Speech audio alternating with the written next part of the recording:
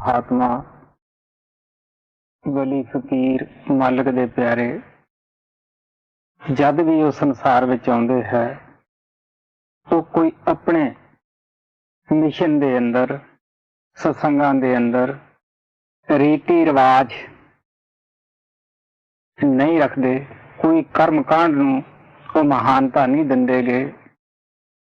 अपने शिष्यां नूं अपने सत्संगियां नूं नाम जपना सुरत शब्द का अभ्यास ही दसदे हन।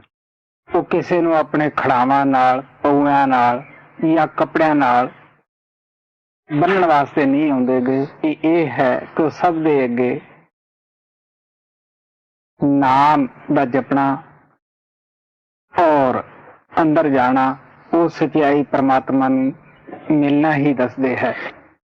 लेकिन अफसोस ना कहना पएगा, कोई भी महात्मा आया ਉਹਦੇ जान पिछों दुनियादार बाहर मुखी हो गई और रीति रिवाज दे विच ही वो मुक्ति समझ बैठी। लेकिन जिहड़ी उन्हां दा धर्म ग्रंथ धर्म पुस्तक हुंदी है उसकी कोई तलीम नूं समझण दी कोशिश ही नहीं करदा गा, बल्कि उसनूं रब्बी हुक्म इलाही हुक्म रब की तरफों भेजी हुई उस ग्रंथ किताब नूं सब कहते हैं कि यह रब की भेजी हुई है। हर पता है कि हमेशा ही देह धार के किताब लिखी जाती है, ग्रंथ लिखे जाते हैं।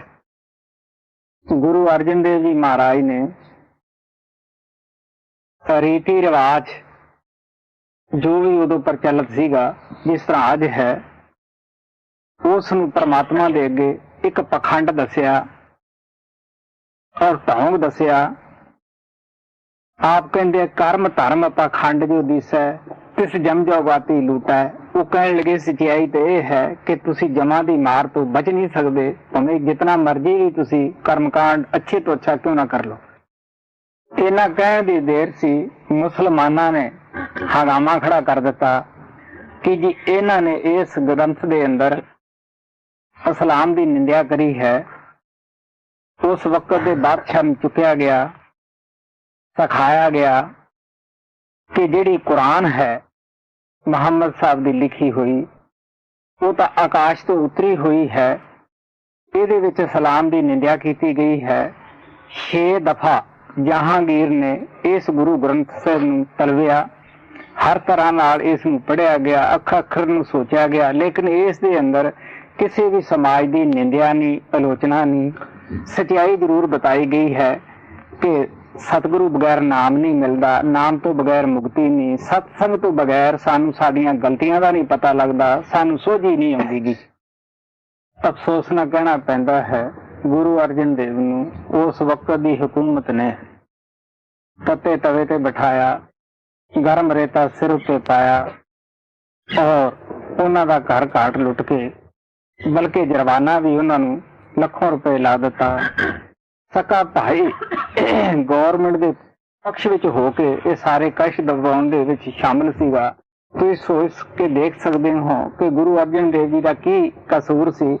सिर्फ उहदा इन्ना ही कसूर सी कि प्यारिओ इंसान का जामा अमोलक है, नाम बिना मुक्ति नहीं। तुसीं सच्चे मुसलमान बनो, सच्चे हिंदू बनो। बल्कि ये क्या है, मुसलमान कौन है जिहदा मोम वर्गा दिल है और जिहदे कोले सबर संतोख है, उस खुदा दा भाणा मनदा है, उहदी रजा विच रहिंदा है। कह लेना बड़ा आसान है कि उन्हां नूं तत्ते तवे ते बिठा दिता, लेकिन असीं अपने कन्नी निगाह मार के देख लो, मूली जां गर्म जगह ते हथ लग जावे, गर्म रेते ते पैर नंगा टिक जावे, आपां किस तरह तड़फदे हैं। और उस महात्मा नाल की बीती हो जिहदे नाल गैर मनुखी व्यवहार किया गया। इसे तरह कृष्ण भगवान रामचंद्र जी आए। सानू कृष्ण की गीता लिखी तो पता लगता है कि उन्होंने कोई भी कर्म कांड अपनी तरफों नहीं चलाया, बल्कि पवित्र होने ते जोर दिता। अफसोस ना कहना पएगा कि उन्होंने न्यायी उन्होंने पिछों किस तरह सांग बनाउण लग पे, किस तरह उन्होंने नां दे उत्ते पैसे मंगण लग पे, किस तरह एक समाज नूं उन्होंने जन्म दिता।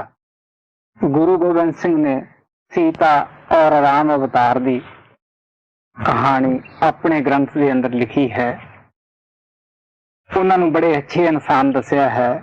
ਸੀਤਾ ਇੱਕ ਬਹੁਤ ਧਰਮ ਕਰਨ ਵਾਲੀ ਔਰਤ ਹੋਈ ਹੈ, ਲੇਕਿਨ ਅਫਸੋਸ ਨਾਲ ਕਹਿਣਾ ਪਏਗਾ ਕਿ ਲੋਕ ਉਹਨਾਂ ਦੇ ਸਾਂਗ ਬਣਾ ਕੇ ਨੱਚਦੇ ਹੈ, ਟੱਪਦੇ ਹੈ ਔਰ ਲੋਕਾਂ ਦੇ ਘਰੇ ਜਾ ਕੇ ਰਾਮਚੰਦਰ ਜੀ ਬਣ ਕੇ ਫਿਰ ਮੰਗਦੇ ਹੈ। ਅੱਜ ਔਰ ਕੱਲ ਦੇ ਸਤਸੰਗ ਦੇ ਅੰਦਰ ਤੁਸੀਂ ਇਹਨਾਂ ਦੇ ਮੁਤਲਕ ਕਾਫੀ ਕੁਝ ਸੁਣੋਗੇ। ਸ਼ੇਖ ਬ੍ਰਹਮ ਨੇ ਜਦ ਇਹਨਾਂ ਲੋਕਾਂ ਨੂੰ ਸਭਾ ਦੇ ਵਿੱਚ ਐਸੇ ਕਰਮ ਕਰਦਿਆਂ ਨੂੰ ਦੇਖਿਆ, ਨੱਚਦਿਆਂ ਟੱਪਦਿਆਂ ਨੂੰ ਦੇਖਿਆ, ਤਾਂ ਗੁਰੂ ਨਾਨਕ ਸਾਹਿਬ ਦੇ ਅੱਗੇ ਬੇਨਤੀ ਕਰਦਾ ਹੈ ਕਿ ਜੀ ਜੋ ਕੁਛ ਇਹ ਰਾਸ ਪਾਉਂਦੇ ਆ ਇਹ ਠੀਕ ਹੈ ਜਾਂ ਕੋਈ ਹੋਰ ਵੀ ਰਾਸ ਹੈ। ਗੁਰੂ ਨਾਨਕ ਦੇਵ ਜੀ ਮਹਾਰਾਜ ਸ਼ੇਖ ਬ੍ਰਹਮ ਨੂੰ ਸੱਚੀ ਰਾਸ ਦੱਸਦੇ ਹੈ, ਜਿਹੜੀ ਪਰਮਾਤਮਾ ਦੇ ਘਰ ਹਰ ਰੋਜ਼ ਹੀ ਹੋ ਰਹੀ ਹੈ, ਜਿਸ ਨੂੰ ਸੰਤ ਹਮੇਸ਼ਾ ਹੀ ਦੇਖ ਰਹੇ ਹੈ। ਸ਼ਲੋਕ ਮਹਲਾ ਪਹਿਲਾ। ਘੜੀਆਂ ਸਭੇ ਗੋਪੀਆਂ ਪਹਿਰੇ ਕੰਨ ਗੋਪਾਲ। ਗੁਰੂ ਨਾਨਕ ਦੇਵ ਜੀ ਮਹਾਰਾਜ ਸ਼ੇਖ ਬ੍ਰਹਮ ਨੂੰ ਕਹਿਣ ਲੱਗੇ, ਦੇਖ ਵੀ ਪਰਮਾਤਮਾ ਦੇ ਘਰੇ ਜਿਹੜੀ ਰਾਸ ਹੈ ਉਹ ਅਸੀਂ ਤੈਨੂੰ ਦੱਸਦੇ ਹਾਂ। 64 ਘੜੀਆਂ ਹੈ ਔਰ 8 ਪੈਰ ਹੈ। ਆਪਣਾ 64 ਘੜੀਆਂ ਉਸ ਵੇਲੇ ਦੀਆਂ ਘੜੀਆਂ ਹੁੰਦੀਆਂ ਸੀ और 8 पहर है और कड़ियां गोपियां हैं और पहर उन्हां नूं समझ लै जेड़े कृष्ण दे साथी ग्वाले सन। हाँ। गहने पौन पानी संतर चंद सूरज अवतार। ਜਿਹੜੇ ਗਹਿਣੇ ਆ ਜਿਨ੍ਹਾਂ ਨਾਲ ਉਹ ਰਾਸ ਸ਼ੋਭਾ ਪਾਉਂਦੀ ਹੈ, ਕਹਿੰਦੇ ਪੌਣ ਪਾਣੀ ਹੈ ਔਰ ਚੰਦ ਸੂਰਜ ਉਹ ਵੀ ਉਸ ਦਾ ਸ਼ਿੰਗਾਰ ਹਨ, ਜਿਹੜੇ ਦਿਨ ਰਾਤ ਪਹਿਰਾ ਦੇ ਕੇ ਸਾਨੂੰ ਚਾਨਣਾ ਦਿੰਦੇ ਹੈ ਔਰ ਜੀਵਾਂ ਦੀ ਮਦਦ ਕਰਦੇ ਹੈ। ਹਿੰਦੂ ਸ਼ਾਸਤਰਾਂ ਦੇ ਮੁਤਾਬਕ ਉਸ ਨੂੰ ਕਿਹਾ ਜਾਂਦਾ ਹੈ ਜੇ ਕੋਈ ਦੇਵਤਾ ਇਹ ਪ੍ਰਾਣਾ ਵਾਲੀ ਦੇਹਤਾ ਧਾਰ ਕੇ ਆ ਜਾਵੇ, ਕਿਉਂਕਿ ਇਹ 24 ਅਵਤਾਰ ਮੰਨਦੇ ਹਨ।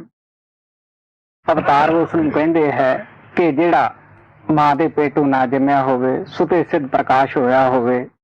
ਅਫਸੋਸ ਦੀ ਗੱਲ ਹੈ ਰਾਮਚੰਦਰ ਔਰ ਕ੍ਰਿਸ਼ਨ ਨੂੰ ਅਵਤਾਰ ਮੰਨਦੇ ਹੈ, ਲੇਕਿਨ ਉਹਨਾਂ ਦੇ ਮਾਤਾ ਪਿਤਾ ਵੀ ਬਿਆਨ ਕਰਦੇ ਹੈ ਬਈ ਸਣ ਸਰਲੀ ਧਰਤੀ ਮਾਲ ਤਨ ਵਰਤਣ ਸਰਬ ਜੰਜਾਲ। आप कहने लगे जितनी भी धरती है सारी ही पदार्थ उगदी है जीवां दे खाण वास्ते।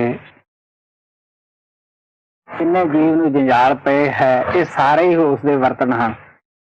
नानक मुसे ज्ञान में होनी खाए ये आजम काल।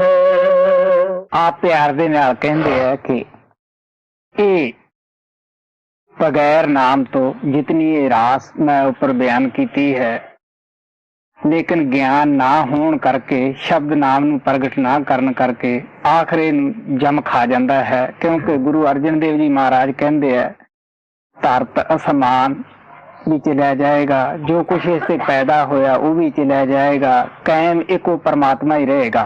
महला पहला। वायन चेले नचन गुर पैर हलायन फेरन शेर। हुण वो जिहड़े रास धारिए हुंदे है पिंडां शहरां च करदे है, वो कृष्ण दा स्वांग गुरु बनदे है और जिहड़े उन्हां दे चेले हुंदे है ਉਹ ਸਾਜ਼ ਵਜਾਉਂਦੇ ਹਨ। ਜਦੋਂ ਉਹ ਇਸ ਤਰ੍ਹਾਂ ਦੀ ਰਾਸ ਪਾਉਂਦੇ ਹੈ, ਲੋਕ ਬੈਠੇ ਆਮ ਵੇਖਦੇ ਹੁੰਦੇ ਹੈ, तो ਜਦੋਂ ਉਹ ਗੁਰੂ ਨੱਚਦਾ ਹੈ ਉਹ ਨਾਲ ਸਾਜ਼ ਵਜਾਉਂਦੇ ਹੈ। ਜਦ ਪੈਰ ਠੀਕ ਨਹੀਂ ਆਉਂਦਾਗਾ ਤੇ ਸਿਰ ਫੇਰਦੇ ਹੈ ਜਿਹੜੇ ਲੋਕ ਬੈਠੇ ਆ ਕੋਲੇ ਜਾਂ ਚੇਲੇ ਵੀ, ਇਹ ਠੀਕ ਨਹੀਂ, ਫੇਰ ਕਰੋ। ਲੋਕ ਕ੍ਰਿਸ਼ਨ ਤਰਲੋਕੀ ਦਾ ਮਾਲਕ ਸੀਗਾ ਔਰ ਉਹ ਅੱਜ ਪੈਸੇ ਵਾਸਤੇ ਉਹਦਾ ਸਵਾਂਗ ਧਾਰ ਕੇ ਮੰਗਣਾ ਸ਼ੁਰੂ ਕੀਤਾ ਹੈ। ਭਾਈ ਗੁਰਦਾਸ ਨੇ ਕਿਹਾ ਸੀ ਕਿ ਸਿੱਖ ਬੈਠਣ ਘਰਾਂ ਵਿੱਚ, ਕਹਿੰਦੇ ਕਿ ਐਸਾ ਜਵਾਨਾ ਆਏਗਾ, ਸਿੱਖ ਬੈਠਣ ਘਰਾਂ ਵਿੱਚ, ਗੁਰੂ ਚੱਲਤ ਨਾਲੇ ਘਰ ਜਾਈ, ਚੇਲੇ ਸਾਜ ਵਜਾਏ ਦੇ ਨੱਚਣ ਗੁਰੂ ਬਹੁ ਵਿਦ ਭਾਈ। ਸਾਡਾ ਕਿਸੇ ਦੀ ਨਿੰਦਿਆ ਕਰਨ ਦਾ ਇਹਦੇ ਵਿੱਚ ਪ੍ਰਯੋਜਨ ਨਹੀਂ, ਨਾ ਗੁਰੂ ਨਾਨਕ ਦਾ ਸੀਗਾ। ਉਹਨਾਂ ਨੇ ਜੋ ਕੁਛ ਅੱਖੀਂ ਦੇਖਿਆ ਜਾਂ ਅੱਜ ਜੋ ਕੁਛ ਹੋ ਰਿਹਾ ਹੈ ਉਹੀ ਗੁਰੂ ਨਾਨਕ ਬਿਆਨ ਕਰਦਾ ਬਾਣੀ। ਉਡ ਉਡ ਰਾਵਾ ਚਾਟੇ ਪਾਏ,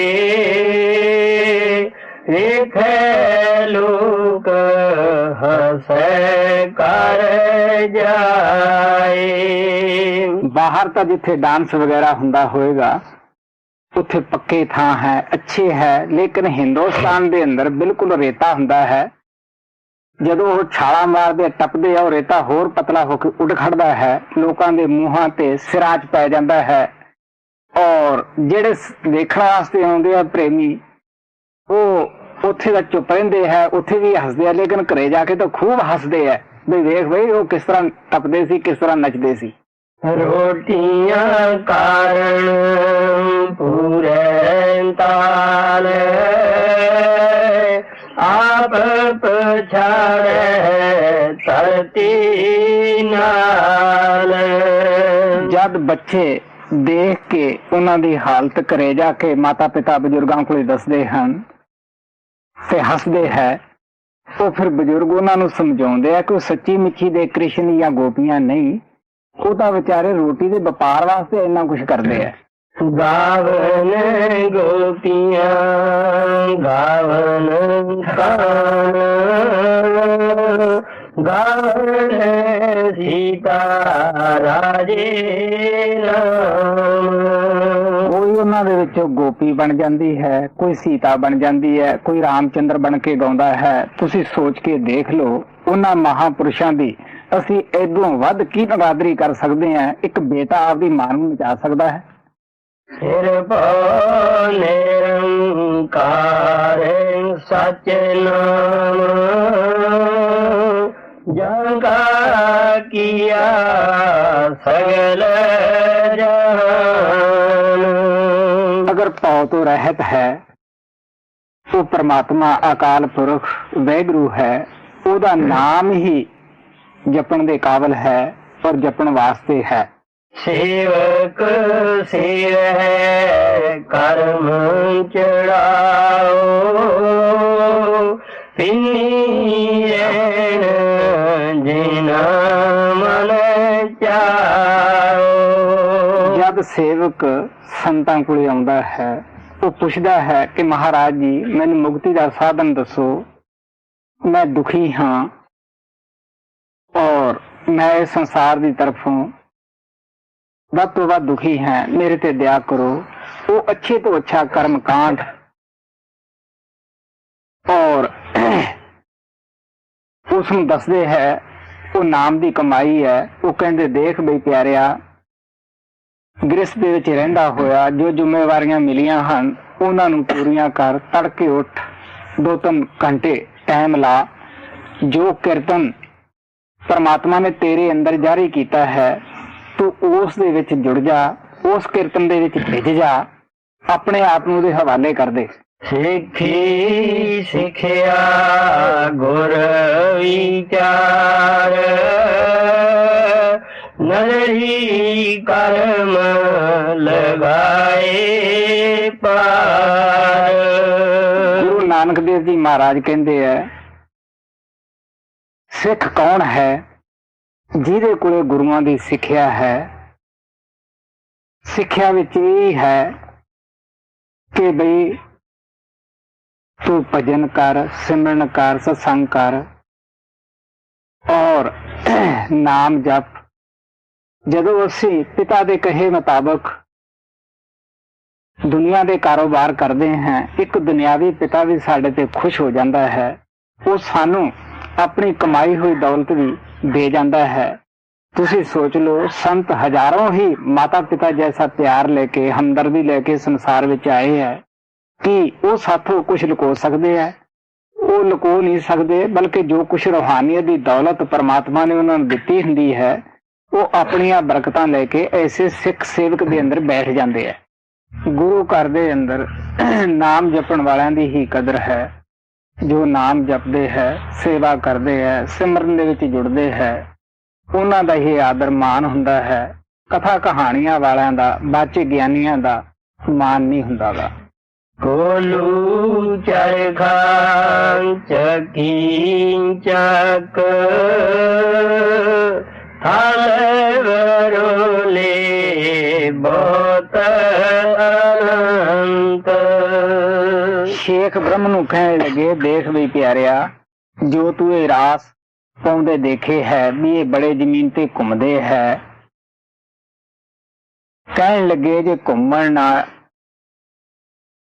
ਫੇਰੀ ਪਾਉਣ ਨਾਲ ਹੀ ਪਰਮਾਤਮਾ ਮਿਲਦਾ ਹੋਵੇ, ਕੋਲੂ ਜੋ ਤਿਲਾਂ ਦੇ ਵਿੱਚੋਂ ਤੇਲ ਨਿਕਾਲਦਾ ਹੈ ਉਹ ਸਾਰਾ ਦਿਨ ਹੀ ਫਿਰਦਾ ਰਹਿੰਦਾ, ਮੁਕਤ ਹੋ ਜਾਣਾ ਚਾਹੀਦਾ ਹੈ। ਘਮਾਰ ਦਾ ਚੱਕ ਜਿਸ ਦੇ ਉੱਤੇ ਬਰਤਨ ਬਣਾਉਂਦੇ ਹੈ ਉਹ ਵੀ ਫਿਰਦਾ ਹੈ, ਘਮਾਰ ਦੀ ਬਾਂਹ ਵੀ ਫਿਰਦੀ ਹੈ, ਉਹ ਮੁਕਤ ਹੋ ਜਾਣੇ ਚਾਹੀਦੇ ਸੀ। ਥਾਲ ਬਰੋਲੇ, ਥਲਾਂ ਦੇ ਵਿੱਚ, ਰੇਤਲੇ ਇਲਾਕੇ ਦੇ ਵਿੱਚ ਬਾਹ ਬਰੋਲੇ ਫਿਰਦੇ ਹੁੰਦੇ ਹੈ, ਉਹ ਕਿੰਨੇ ਘੁੰਮਦੇ ਹੈ, ਕਹਿੰਦੇ ਉਹ ਵੀ ਮੁਕਤ ਹੋ ਜਾਣੇ ਚਾਹੀਦੇ ਹੈ। ਲਾਟੂ ਮਾਧਾਣੀਆਂ ਅਨੇਗਾ ਪੰਖੀ ਪਾਉਂਦਿਆਂ ਲੈਣ ਨਾ ਸਾ। ਇਸੇ ਵਿੱਚ ਪਹਿਲਾਂ ਲਾਟੂ ਮਾਧਾਣੀਆਂ, ਹਾਂ, ਬੱਚੇ ਖੇਡਦੇ ਹੁੰਦੇ ਹੈ, ਉਹ ਪੰਬੀਰੀਆਂ, ਲਾਟੂ, ਮਧਾਣੀਆਂ ਜਿਨ੍ਹਾਂ ਨਾਲ ਆਪਾਂ ਦੁੱਧ ਨਿਕਾਲਦੇ ਹਾਂ, ਉਹ ਵੀ ਬੜਾ ਚੱਕਰ ਲਾਉਂਦੀਆਂ ਹਨ। ਅੰਨ ਨੂੰ ਗਾਉਣ ਵਾਲੇ ਫਲੇ ਜੋ ਟਰੈਕਟਰਾਂ ਦੇ ਪਿੱਛੇ ਪਾਏ ਹੁੰਦੇ ਆ, ਉਹ ਵੀ ਫਿਰਦੇ ਰਹਿੰਦੇ ਹੈ। ਕਹਿਣ ਲੱਗੇ ਉਹ ਸਾਰੇ ਮੁਕਤ ਹੋ ਜਾਣੇ ਚਾਹੀਦੇ ਸੀਗੇ। ਪੰਛੀ ਜਿਹੜੇ ਹੈ, ਇੱਲਾਂ ਕਿਸ ਤਰ੍ਹਾਂ ਸਾਰਾ ਦਿਨ ਉੱਤੇ ਘੁੱਗਦੀਆਂ ਰਹਿੰਦੀਆਂ ਹੈ। ਜਿਹੜਾ ਅਲਲ ਪੰਛੀ ਹੈ, ਗੁਰੂ ਗੋਬਿੰਦ ਸਿੰਘ ਕਹਿੰਦੇ ਵੀ ਉਹ ਵੀ ਮੁਕਤ ਹੋ ਜਾਣਾ ਚਾਹੀਦਾ ਸੀਗਾ, ਉਹ ਤਾਂ ਜ਼ਮੀਨ ਤੇ ਆਉਂਦਾ ਹੀ ਨਹੀਂਗਾ। ਸੂਏ ਚਾੜਨ ਪਵਾਈਏ ਜੰਤ ਨਾਨਕੇ ਪਾਉਂਦਿਆਂ ਗਣਤ ਨਾਂਤ।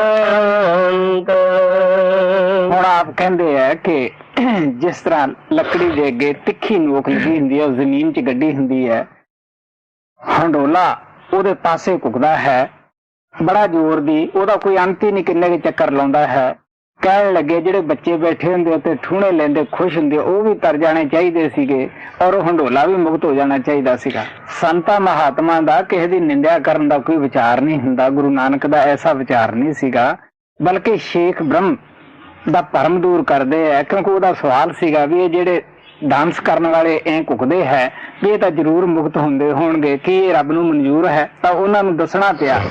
ਬੰਧਨ ਬੰਧਨ ਪਵਾਏ ਸੋਈ ਪਏ ਕਿਰਤ ਨਚੈ ਸਭ ਕੋਈ। ਨਚ ਨਚ ਹਸੈ ਚਲੈ ਸਿਰੋਈ ਉਡ ਨਾ ਜਾਈ ਸਿੱਧ ਨਾ ਹੋਈ। ਗੁਰੂ ਨਾਨਕ ਦੇਵ ਜੀ ਮਹਾਰਾਜ ਕਹਿੰਦੇ ਆ ਵੀ ਦੇਖ ਪਿਆਰਿਆ, ਇਹ ਸਾਰੇ ਰੋਟੀਆਂ ਵਾਸਤੇ ਨੱਚਦੇ ਹਨ, ਧਨ ਦੌਲਤ ਵਾਸਤੇ ਨੱਚਦੇ ਹਨ, ਇਹਨਾਂ ਦੇ ਪਿੱਛੇ ਮਾੜੇ ਕਰਮ ਕੀਤੇ ਹੈ, ਇਸ ਵਾਸਤੇ ਧੰਦਾ ਇਹਨਾਂ ਨੇ ਅਪਣਾਇਆ ਹੈ, ਅੱਗੇ ਵਾਸਤੇ ਫੇਰ ਇਹ ਬੁਰਾ ਕਰਮ ਕਰ ਰਹੇ ਹੈ। ਕਹਿਣ ਲੱਗੇ ਨਾ ਇਹ ਸਿੱਧ ਪੁਰਸ਼ ਬਣ, ਨਾ ਇਹ ਮੁਕਤ ਹੋਣ। ਨਚਣ ਕੁਦਣ ਮਨ ਕਾ ਚਾਓ ਨਾਨਕ ਜਿਨ ਮਨ ਪਾਓ ਤੇ ਨਾ ਮਨ ਪਾਓ। ਕਹਿੰਦੇ ਜਿਹੜਾ ਨੱਚਣਾ ਕੁੱਦਣਾ ਹੈ, ਇਹ ਮਨ ਨੂੰ ਅਸੀਂ ਖੁਰਾਕ ਦੇ ਰਹੇ ਹਾਂ, ਮਨ ਨੂੰ ਖੁਸ਼ੀ ਕਰ ਰਹੇ ਹਾਂ, ਲੇਕਿਨ ਜਿਹੜੇ ਮਾਲਕ ਦੇ ਪਿਆਰੇ ਹੈ ਉਹਨਾਂ ਨੂੰ ਪ੍ਰਮਾਤਮਾ ਦਾ ਡਰ ਵੀ ਹੈ, ਪ੍ਰਮਾਤਮਾ ਨਾਲ ਪ੍ਰੇਮ ਵੀ ਹੈ, ਉਹ ਐਸਾ ਲੋਕ ਦਿਖਾਵਾ ਨਹੀਂ ਕਰਦੇਗੇ। ਥੋੜੀ ਨਾਮ ਤੇਰਾ ਨਿਰੰਕਾਰ ਹੈ, ਨਾਲੇ ਨਰਕ ਨਾ ਜਾਈਏ। ਗੁਰੂ ਨਾਨਕ ਦੇਵ ਜੀ ਮਹਾਰਾਜ ਹੁਣ ਪ੍ਰਮਾਤਮਾ ਦੀ ਸਿਫਤ ਕਰਦੇ ਆ, ਉਸ ਕੁਲ ਮਾਲਕ ਦੀ ਸਿਫਤ ਕਰਦੇ ਆ ਕਿ ਹੇ ਪ੍ਰਮਾਤਮਾ, ਤੂੰ ਹੀ ਜੀਵਾਂ ਤੇ ਦਇਆ ਕਰ ਸਕਦਾ ਹੈ, ਕਿਉਂਕਿ ਸੰਤ ਮਤ ਦੇ ਅੰਦਰ ਮੁੱਖ ਨਾਮ ਨੂੰ ਹੀ ਰੱਖਿਆ ਹੈ। ਕਿਹੜੇ ਨਾਮ ਨੂੰ? ਜਿਹੜਾ ਲਿਖਣ, ਪੜ੍ਹਨ, ਬੋਲਣ ਵਿੱਚ ਨਹੀਂ ਆਉਂਦਾਗਾ। ਗੁਰੂ ਨਾਨਕ ਦੇਵ ਜੀ ਮਹਾਰਾਜ ਬੜੀ ਡੰਕੇ ਦੀ ਚੋਟ ਨਾਲ ਕਹਿੰਦੇ ਹੈ ਕਿ ਉਸ ਨਾਮ ਨੂੰ ਪ੍ਰਾਪਤ ਕਰਨ ਵਾਲਾ ਕਦੇ ਵੀ ਨਰਕ 'ਚ ਨਹੀਂ ਜਾ ਸਕਦਾਗਾ। ਤੁਲਸੀ ਸਾਹਿਬ ਨੇ ਵੀ ਕਿਹਾ ਸੀ, ਸੋਨਾ ਕਾਹੀ ਨਾ ਗਲੇ, ਲੋਹਾ ਕੁਣ ਨਾ ਖਾਏ, ਬੁਰਾ ਭਲਾ ਗੁਰੂ ਭਗਤ ਕਦੇ ਨਰਕ ਨਾ ਜਾਏ। ਜੀਓ ਪਿੰਡ ਸਭ ਤੇ ਸਦਾ, ਲਿਖਾ ਜੇ ਆਖ ਗਵਾਈਏ। ਹੁਣ ਗੁਰੂ ਨਾਨਕ ਦੇਵ ਜੀ ਮਹਾਰਾਜ ਆਪਦੇ ਸਿੱਖਾਂ ਸਤਸੰਗੀਆਂ ਨੂੰ ਉਪਦੇਸ਼ ਕਰਦੇ ਆ, ਕਹਿੰਦੇ ਵੀ ਦੇਖੋ ਪਿਆਰਿਓ, ਇਹ ਜੋ ਜੀਵ ਆਤਮਾ ਤੁਹਾਡੇ ਸਰੀਰ ਨੂੰ ਹਰਕਤ ਦੇ ਰਿਹਾ ਹੈ, ਇਹ ਵੀ ਉਸ ਪਰਮਾਤਮਾ ਦਾ ਹੈ। ਇਹ ਸਰੀਰ ਜਿਹੜਾ ਇਸ ਨੂੰ ਰਹਿਣ ਵਾਸਤੇ ਆਤਮਾ ਨੂੰ ਦਿੱਤਾ ਹੈ, ਇਹ ਵੀ ਉਸ ਪਰਮਾਤਮਾ ਦਾ ਹੈ। ਜੋ ਕੁਝ ਵੀ ਤੁਹਾਨੂੰ ਅੰਨ ਪਾਣੀ ਦਿੱਤਾ ਹੈ, ਉਹ ਵੀ ਉਸ ਪਰਮਾਤਮਾ ਦਾ ਖੁਦ ਦਾ ਹੀ ਹੈ। ਕਹਿਣ ਲੱਗੇ ਬਈ ਤੁਸੀਂ ਉਹਦੇ ਧੰਨਵਾਦੀ ਹੋ, ਤੁਹਾਨੂੰ ਕਿੰਨੇ ਪਦਾਰਥ ਦਿੱਤੇ ਹੈ। ਅਗਰ ਇਹਨਾਂ ਦਿੱਤਿਆਂ ਦੇ ਵਿੱਚੋਂ ਗਾਹਾਂ ਤੁਸੀਂ ਪੁੰਨ ਦਾਨ ਕਰਦੇ ਹੋ, ਕਿਸੇ ਨੂੰ ਅੰਨ ਪਾਣੀ ਖਵਾਉਂਦੇ ਹੋ, ਕਹਿਣ ਲੱਗੇ ਤੁਸੀਂ ਆਪਣੇ ਆਪ ਨੂੰ ਨੀਵਾਂ ਸਮਝੋ ਔਰ ਇਹ ਨਾ ਕਹੋ ਵੀ ਮੈਂ ਕਿਸੇ ਨੂੰ ਦਿੱਤਾ ਹੈ ਜਾਂ ਮੈਂ ਦਾਨ ਕੀਤਾ ਹੈ। ਬਾਬਾ ਸਾਵਣ ਸਿੰਘ ਕਹਿੰਦੇ ਹੁੰਦੇ ਸੀਗੇ ਕਿ ਸੱਜੇ ਹੱਥ ਨਾਲ ਦਾਨ ਕਰੋ ਤੇ ਖੱਬੇ ਨੂੰ ਵੀ ਪਤਾ ਨਾ ਲੱਗੇ। ਗੁਰੂ ਨਾਨਕ ਦੇਵ ਜੀ ਮਹਾਰਾਜ ਕਹਿੰਦੇ ਆ, ਕਰ ਪੁੰਨਹੁ ਨੀਚ ਸਦਾਈ ਹੈ। ਬਲਕਿ ਜੇ ਤੁਹਾਥੋਂ ਪ੍ਰਮਾਤਮਾ ਪ੍ਰੇਰਦਾ ਹੈ ਵੀ ਤੁਸੀਂ ਕਿਸੇ ਗਰੀਬ ਦੀ ਮਦਦ ਕਰੋ ਜਾਂ ਲੰਗਰ 'ਚ ਪਾਓ, ਕਹਿਣ ਲੱਗੇ ਆਪਣੇ ਆਪ ਨੂੰ ਨੀਚ ਸਮਝੋ ਕਿ ਸਾਡੇ ਤੇ ਉਸ ਪ੍ਰਮਾਤਮਾ ਨੇ ਦਇਆ ਕੀਤੀ, ਤਦ ਹੀ ਅਸੀਂ ਉਹਦਾ ਦਿੱਤਾ ਗਾਹਾਂ ਦੇ ਰਹੇ ਹਾਂ। ਲੇਕਿਨ ਸਾਨੂੰ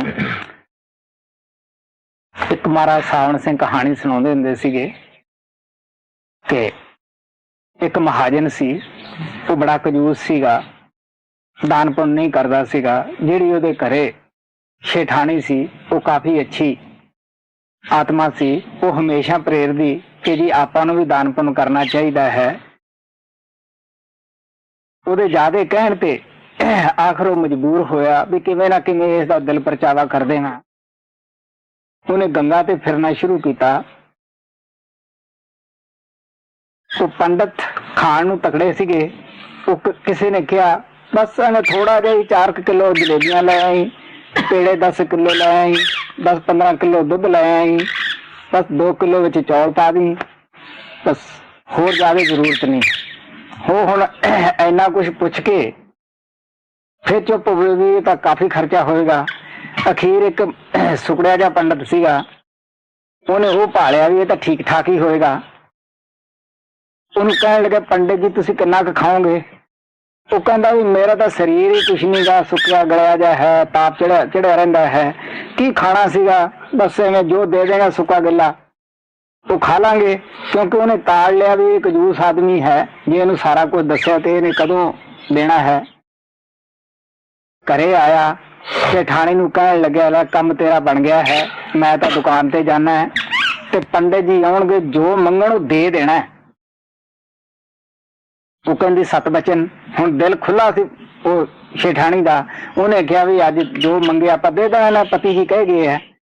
ਉਹ ਆਇਆ ਕਰੇ, ਕਹਿਣ ਲੱਗੀ ਵੀ ਕੀ ਤੁਹਾਨੂੰ ਖਾਓਗੇ, ਕੀ ਮੰਗਾਵਾਂ? ਉਹਨੇ ਜੋ ਪੰਡਤਾਂ ਦੀ ਸਮੱਗਰੀ ਹੁੰਦੀ ਹੈ ਦੱਸ ਦਿੱਤੀ ਵੀ 10 ਕਿਲੋ ਪੇੜੇ ਮੰਗਾ ਲੈ, 10 ਕਿਲੋ ਲੱਡੂ ਮੰਗਾ ਲੈ, ਘਿਓ ਮੰਗਾ ਲੈ, 5 ਕਿਲੋ ਦੁੱਧ ਮੰਗਾ ਲੈ, 10 ਕਿਲੋ ਕੁਛ ਚੌਲ ਮੰਗਾ ਲੈ, ਕੱਪੜੇ ਕੁਪੜੇ ਸਭ ਕੁਝ ਦੱਸੇ। ਜਦੋਂ ਆਇਆ ਉਹ ਕਹਿੰਦੀ ਬਈ ਪੰਡਿਤ ਜੀ ਹੋਰ ਦੱਸੋ ਕੀ ਚਾਹੀਦਾ ਹੈ? ਉਹ ਕਹਿਣ ਲੱਗਿਆ, ਦੇਖ ਬਈ 1000 ਰੁਪਇਆ ਵੀ ਸਾਨੂੰ ਦੇ, ਕਿਉਂਕਿ ਦੰਦ ਕਸਾਈ ਸਾਡੇ ਖੀਰ ਖਾਂਦੇ ਦੰਦ ਕਹ ਜਾਣੇ ਹੈ। ਉਹ ਲੈ ਕੇ ਚਾਈ ਘਰੇ ਗਿਆ। ਪੰਡਤਾਣੀ ਨੂੰ ਕਹਿਣ ਲੱਗਿਆ, ਦੇਖ ਬਈ ਹੁਣ ਲੈ ਤਾਂ ਮੈਂ ਆਇਆ, ਹੁਣ ਰੱਖਣਾ ਤੇਰੀ ਜ਼ਿੰਮੇਵਾਰੀ ਹੈ ਇਹਨੂੰ, ਕਿਉਂਕਿ ਬੰਦਾ ਕੰਜੂਸ ਬੜਾ, ਹੋ ਸਕਦਾ ਮਗਰੇ ਆ ਜਾਵੇ। ਜਦ ਉਹ ਆਦੀ ਕੋਈ ਨਹੀਂ ਬੇਫਿਕਰ ਆ, ਤੂੰ ਕਰਾ ਮੰਜੇ ਤੇ ਪੈ ਜਾ ਕੱਪੜਾ ਲੈ ਕੇ, ਤੇ ਹੈ ਕਰਨ ਲੱਗ ਜੀ ਜਿਹੜਾ ਘਰੇ ਵੜਿਆ, ਮੈਂ ਆਪੇ ਗੱਲ ਕਰ ਲੂੰਗੀ। ਉਹ ਕੱਪੜਾ ਲੈ ਕੇ ਪੈ ਗਿਆ, ਹੈ ਕਰ ਛੱਡੇ। ਸ਼ੇਠ ਗਿਆ ਮਗਰ ਵੀ ਠੱਗੀ ਮਾਰ ਕੇ ਲੈ ਗਿਆ, ਪੰਡਤ ਲਿਆਵਾਂ। ਉਹ ਕਹਿਣ ਲੱਗੀ ਪਤਾ ਨਹੀਂ ਕਿਹਦੇ ਪਾਪੀ ਆਦਮੀ ਦਾ ਅੰਨ ਖਾ ਕੇ ਆਇਆ, ਪਤਾ ਨਹੀਂ ਉਹਨਾਂ ਦਾ ਜ਼ਹਿਰ ਪਾਇਆ ਸੀ ਇਹਦੇ ਵਿੱਚ, ਤੇ ਇਹ ਤਾਂ ਆਉਂਦਾ ਹੀ ਮਰਨ ਲੱਗਿਆ ਪਿਆ। ਮੈਂ ਗਰੀਬਣੀ ਆ, ਕੋਈ ਪੈਸਾ ਹੈ ਨਹੀਂ ਜਿਹੜਾ ਮੈਂ ਇਹਦਾ ਇਲਾਜ ਕਰਾ ਲਵਾਂ। ਹੁਣ ਉਹਨੇ ਸ਼ੇਠ ਨੇ ਸੋਚਿਆ ਵੀ ਰੋਟੀ ਸਾਡੇ ਖਾਧੀ ਹੈ, ਤੇ ਜੇ ਮਰ ਗਿਆ ਤੇ ਅਸੀਂ ਮਾਰੇ ਜਾਵਾਂਗੇ, ਪੁਲਿਸ ਪਕੜ ਲੇਗੀ, ਕਾਨੂੰਨ ਨੇ ਮਾਫ ਨਹੀਂ ਕਰਨਾ। ਉਹਨੇ ਜੀ ਸ਼ੇਠ ਨੇ ਜੇਬ ਚ ਹੋਰ ਪੈਸੇ ਕੱਢੇ, ਕਹਿਣ ਲੱਗਾ ਤੂੰ ਛੇਤੀ ਦੇ ਨਾਲ ਜਾ ਕੇ ਐਸਾ ਕਰ ਕਿ ਇਹਦਾ ਇਲਾਜ ਕਰਾ। ਉਹ ਕਹਿੰਦੀ ਅੱਛਾ ਮੈਂ ਕਰਾ ਲੈਣੀ ਆ, ਟੁੱਟੇ ਜਿਹੇ ਦਿਲ ਨਾਲ ਕਹਿਣ ਲੱਗੀ ਕਿਹਨੇ ਇਲਾਜ ਕਰਾਉਣਾ ਸੀ, ਕੌਣ ਬਿਮਾਰ ਸੀਗਾ। ਹੁਣ ਤੁਸੀਂ ਦੇਖ ਲਓ ਕਿ ਐਸਿਆਂ ਤੋਂ ਸਾਨੂੰ ਬਚਣਾ ਚਾਹੀਦਾ ਹੈ। ਤੋ ਦਾਨ ਦੇ ਨਾਲ ਧਨ ਨਹੀਂ ਘਟਦਾਗਾ। ਕਬੀਰ ਸਾਹਿਬ ਨੇ ਕਿਹਾ ਸੀਗਾ ਚਿੜੀ ਪਾਣੀ ਪੀ ਲੈ ਤੇ ਸਮੁੰਦਰ ਨਹੀਂ ਘਟਦਾਗਾ। ਜੇ ਲੋੜ ਹੈ ਚੰਗਾ ਆਪਣਾ, ਕਰ ਪੁਨੋ ਨੀਜ ਸਦਾਈਐ। ਜੇ ਜਰਵਾਣਾ ਪਰ ਹਰੈ, ਜਰ ਵੇਸ ਕਰਨੀ ਆਈਐ। ਸ਼ੇਖ ਬ੍ਰਹਮ ਕਹਿਣ ਲੱਗਿਆ ਮਹਾਰਾਜ ਜੀ ਮੇਰੇ ਅੰਦਰ ਬੜੀਆਂ ਰਿਧੀਆਂ ਸਿੱਧੀਆਂ ਹਨ,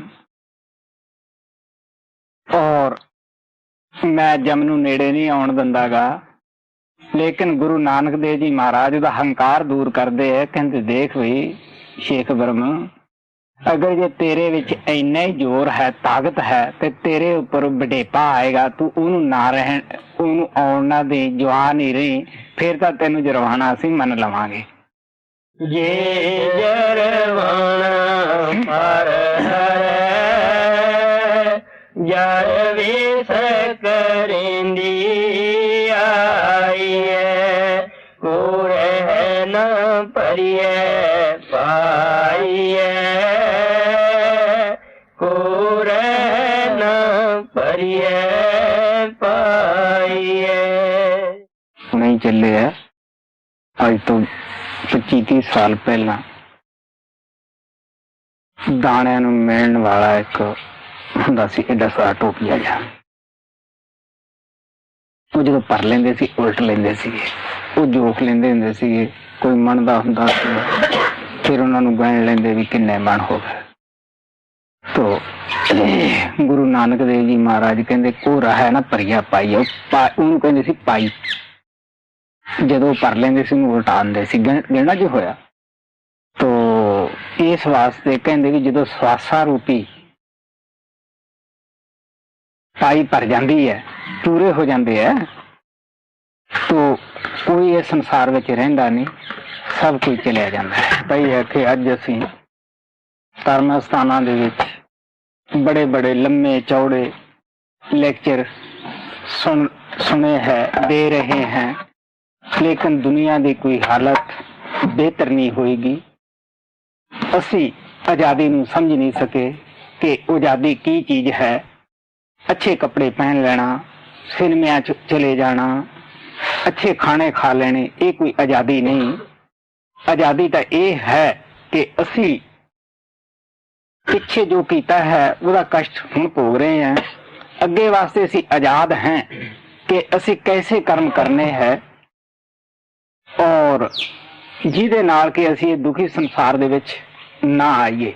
ਕਲਯੁਗ ਦਾ ਪ੍ਰਭਾਵ ਜ਼ੋਰਾਂ ਤੇ ਹੈ।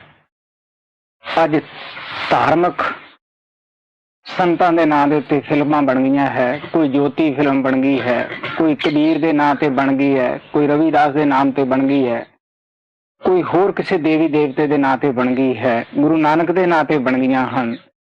ਲੋਕ ਆਪਣੇ ਪਰਿਵਾਰਾਂ ਨੂੰ ਲੈ ਕੇ ਉੱਥੇ ਜਾਂਦੇ ਹੈ। ਜਿਸ ਧਰਮ ਦੀ ਫਿਲਮ ਹੁੰਦੀ ਹੈ ਉੱਥੇ ਉਹ ਫਿਲਮ ਵਾਲੇ ਲੋਕ ਉਹੋ ਜਿਹੇ ਰੂਪ ਬਣਾ ਲੈਂਦੇ ਹੈ, ਉਹੋ ਜਿਹੇ ਖੜ ਜਾਂਦੇ ਹੈ। ਤੋ ਬਲਕਿ ਇਹ ਕਹਿੰਦੇ ਸੁਣਦੇ ਹੈ ਵੀ ਗੁਰਦੁਆਰੇ ਮੰਦਰਾਂ ਨਾਲੋਂ ਇੱਥੇ ਖੱਟੀ ਜ਼ਿਆਦਾ ਹੈ। ਲੇਕਿਨ ਤੁਸੀਂ ਸੋਚ ਕੇ ਦੇਖ ਲਓ, ਅਗਰ ਸਾਡੇ ਸਿੱਖ ਭਰਾ ਜਾਂ ਸਤਸੰਗੀ ਵੀਰ ਇਹੋ ਜਿਹੇ ਥਾਂ ਜਾਂਦੇ ਆ ਪਰਿਵਾਰਾਂ ਨੂੰ ਲੈ ਕੇ, ਕਿ ਲੋਕ ਗੱਲ ਤਾਂ ਜ਼ਰੂਰ ਕਰਦੇ ਹੈ ਕਿ ਆ ਦੇਖ ਸਿੱਖ ਸਤਸੰਗੀ ਜਿਹੜਾ ਹੈ ਆਪਣੇ ਪਰਿਵਾਰ ਨੂੰ ਲੈ ਕੇ ਸਿਨੇਮੇ ਵਿੱਚ ਬੈਠਾ ਹੈ। ਸਿਨੇਮੇ ਕਿਸੇ ਦੇ ਅੰਦਰ ਧਰਮ ਨਹੀਂ ਭਰਦਾਗਾ, ਬਲਕਿ ਸਾਨੂੰ ਸਿਨੇਮੇ ਵੇਖਣ ਦੀ ਇਹਦੋਂ ਵੀ ਵੱਧ ਆਦਤ ਪੈ ਜਾਂਦੀ ਹੈ। ਸਾਨੂੰ ਪਤਾ ਹੀ ਹੈ ਕਿ ਸੰਤਾਂ ਦਾ, ਗੁਰੂ ਪੀਰਾਂ ਦਾ ਜੋ ਉਪਦੇਸ਼ ਹੁੰਦਾ ਹੈ ਉਹ ਆਪਣੇ ਆਪ ਨੂੰ ਸੁਧਾਰਨ ਦਾ ਹੁੰਦਾ ਹੈ, ਸੰਜਮ ਦੇ ਵਿੱਚ ਰਹਿਣ ਦਾ ਹੁੰਦਾ ਹੈ। ਲੇਕਿਨ ਅੱਜ ਕੱਲ੍ਹ ਦਾ ਨੌਜਵਾਨ ਜਾਂ ਲੜਕੀਆਂ ਹੈ ਜਾਂ ਮਰਦ ਹਨ, ਕਿਸ ਤਰ੍ਹਾਂ ਆਪਣੇ ਜੀਵਨ ਨੂੰ ਕਾਮ ਵਾਸ਼ਨਾ ਦੇ ਵਿੱਚ ਫਸ ਕੇ ਤਬਾਹ ਕਰੀ ਬੈਠੇ ਹੈ ਔਰ ਕਰ ਰਹੇ ਹਨ। ਸੰਤ ਮਹਾਤਮਾ ਕਿਸੇ ਦੀ ਨਿੰਦਿਆ ਜਾਂ ਆਲੋਚਨਾ ਨਹੀਂ ਕਰਦੇਗੇ। ਉਹ ਸੱਚਾਈ ਬਤਾਉਂਦੇ ਹੈ ਕਿ ਕਿਸ ਤਰ੍ਹਾਂ ਆਪਣੇ ਆਪ ਨੂੰ ਅਨੁਸ਼ਾਸਨ ਦੇ ਵਿੱਚ ਰੱਖਣਾ ਹੈ, ਕਿਸ ਤਰ੍ਹਾਂ ਅੱਛੀ ਸੋਭਤ ਦੇ ਵਿੱਚ ਰਹਿਣਾ ਹੈ, ਕਿਸ ਤਰ੍ਹਾਂ ਸ਼ਬਦ ਨਾਮ ਦੀ ਕਮਾਈ ਕਰਨੀ ਹੈ ਔਰ ਕਿਸ ਤਰ੍ਹਾਂ ਆਪਣੇ ਆਪ ਦਾ ਸੁਧਾਰ ਕਰਨਾ ਹੈ।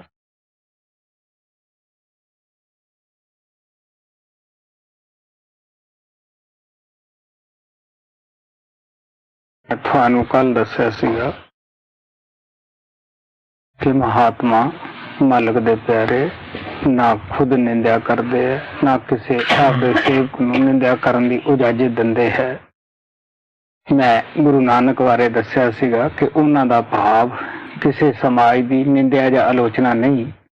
ਇਸ ਵਾਰ ਦੇ ਅੰਦਰ ਆਸਾ ਜੀ ਦੇ ਵਿੱਚ ਸਚਾਈ ਬਤਾਈ ਹੈ ਕਿ ਉਹ ਇਹ ਹੈ ਕਿਉਂਕਿ ਦੁਨੀਆ ਰੀਤੀ ਰਿਵਾਜ ਦੇ ਵਿੱਚ ਜ਼ਿਆਦਾ ਲੱਗੀ ਹੈ। ਸੰਤਾਂ ਮਹਾਤਮਾ ਦਾ ਜਾਤੀ ਤਜਰਬਾ ਹੁੰਦਾ ਹੈ ਕਿ ਕਰਮ ਕਾਂਡ ਔਰ ਰੀਤੀ ਰਿਵਾਜ ਦੇ ਨਾਲ ਅਸੀਂ ਪਰਮਾਤਮਾ ਨੂੰ ਪਾ ਨਹੀਂ ਸਕਦੇ ਜਦ ਤੱਕ ਕਿ ਅੰਦਰ ਜਾ ਕੇ ਉਹ ਸ਼ਬਦ ਨਾਮ ਦੇ ਨਾਲ ਸਾਨੂੰ ਕੋਈ ਪੂਰਾ ਗੁਰੂ ਜੋੜ ਨਹੀਂ ਦਿੰਦਾ। ਨਿੰਦਿਆ ਜੋ ਹੈ ਇਹ ਪਰਮਾਰਥ ਦੀ ਜੜ ਕੱਟ ਦਿੰਦੀ ਹੈ।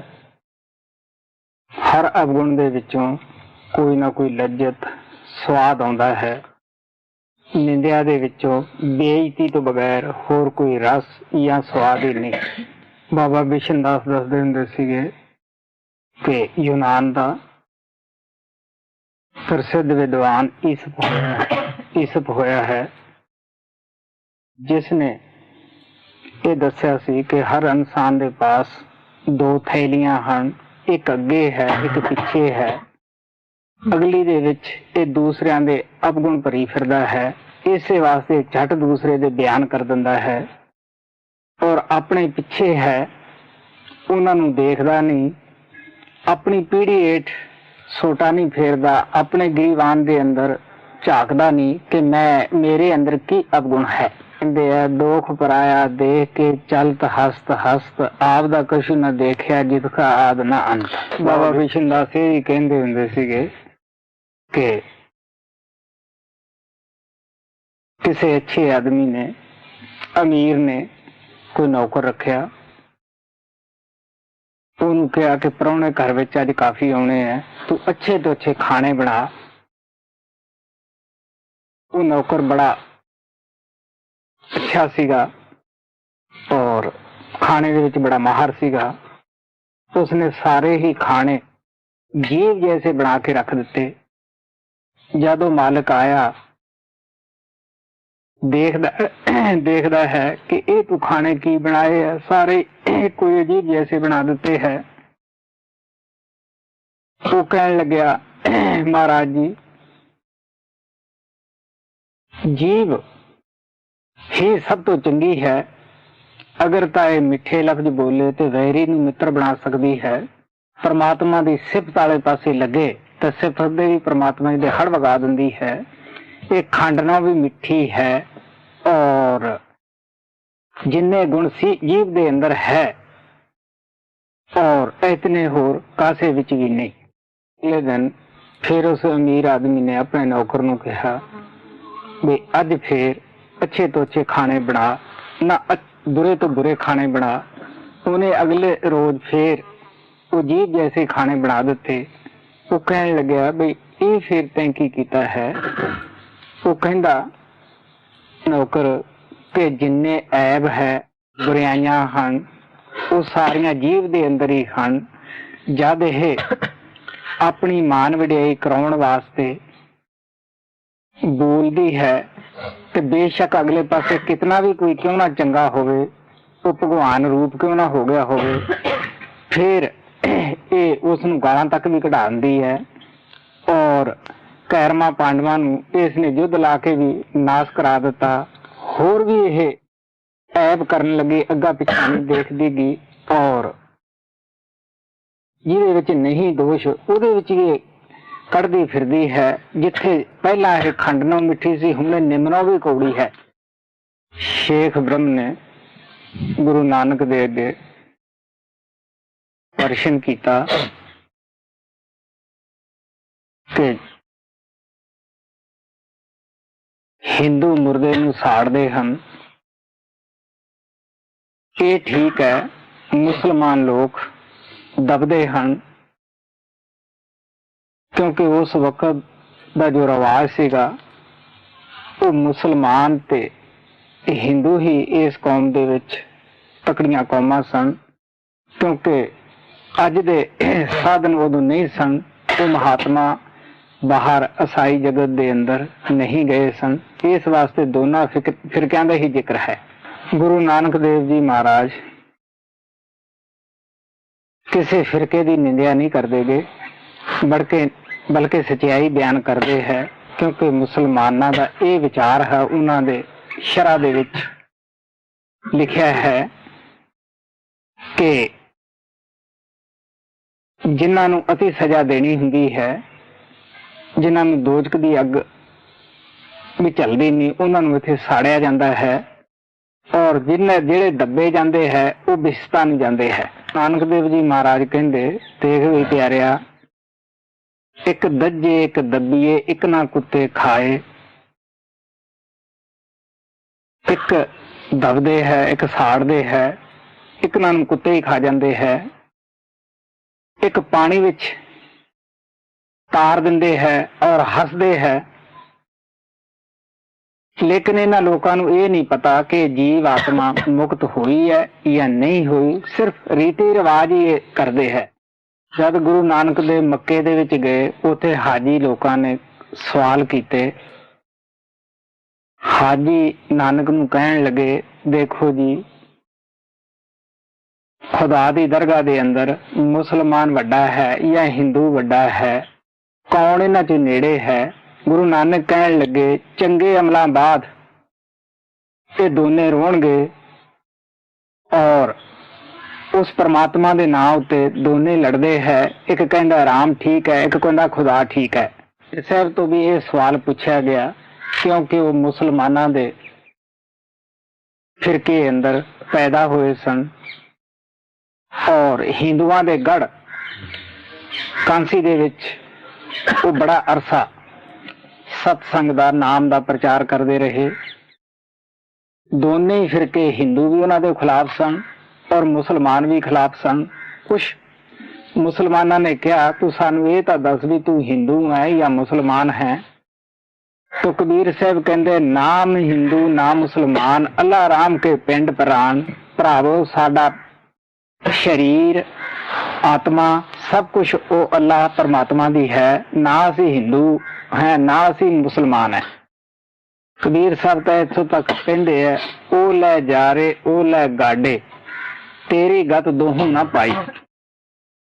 इस वास्ते क्योंकि मुसलमाना दी शरह दे विच ਇਹ ਸਖਤ ਕਰਕੇ ਲਿਖਿਆ ਹੈ ਕਿ ਉਹੀ ਮੁਸਲਮਾਨ ਹੈ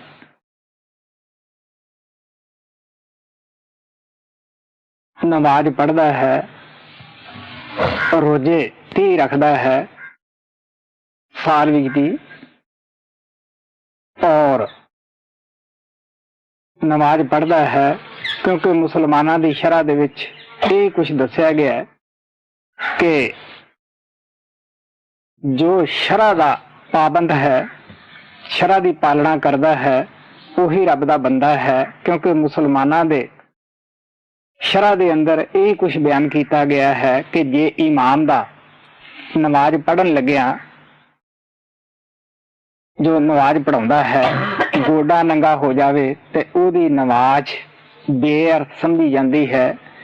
औरत नूं मसीते जाण दा हुक्म नहीं, ਔਰ ਉਹ ਮਸਜਿਦ ਦੇ ਵਿੱਚ ਜਾ ਕੇ ਨਮਾਜ਼ ਨਹੀਂ ਪੜ੍ਹਨ ਦਿੰਦੀ ਸਕਦੀਗੀ।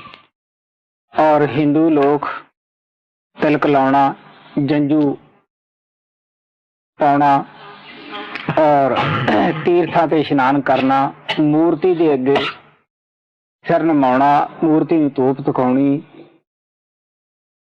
ਇਹ ਹਿੰਦੂ ਕਹਾ ਸਕਦਾ ਹੈ ਜਿਹੜਾ ਇਤਨੀਆਂ ਚੀਜ਼ਾਂ ਕਰਦਾ ਹੈ, ਵਰਤ ਰੱਖਦਾ ਹੈ, ਗਾਇਤਰੀ ਮੰਤਰ ਪੜ੍ਹਦਾ ਹੈ। ਇਸੇ ਤਰ੍ਹਾਂ ਯੋਗੀ ਲੋਕ ਵੀ, ਉਦੋਂ ਯੋਗੀਆਂ ਦਾ ਗੁਰੂ ਨਾਨਕ ਦੇ ਵਕਤ ਵਿੱਚ ਬੜਾ ਜ਼ੋਰ ਸੀ ਹਿੰਦੁਸਤਾਨ ਦੇ ਅੰਦਰ।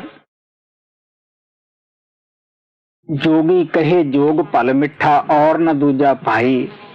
ਜੋਗੀ ਆਪਣੇ ਹੀ ਜਿਹੜਾ ਚਿੰਨ੍ਹ ਧਾਰਨ ਕਰੇ, ਡੰਡਾ, ਮੁੰਦਰਾ ਕੰਨਾਂ ਦੇ ਵਿੱਚ, ਔਰ ਗੋਰਖ ਨੂੰ ਮੰਨਣ ਵਾਲਾ ਹੀ ਜੋਗੀ ਹੋ ਸਕਦਾ ਹੈ। ਔਰ ਅਲੱਖ ਸ਼ਬਦ ਦਾ ਉਚਾਰਨ ਕਰਦਾ ਹੈ ਔਰ 10ਵੇਂ ਦੁਆਰ ਦੇ ਵਿੱਚ ਪਹੁੰਚਣਾ ਚਾਹੁੰਦਾ ਹੈ, ਤ੍ਰਿਕੁਟੀ ਦਾ ਧਿਆਨ ਧਰਦਾ ਹੈ। ਉਹ ਕਹਿੰਦੇ ਸਾਡਾ ਮਤ ਹੀ ਠੀਕ ਹੈ।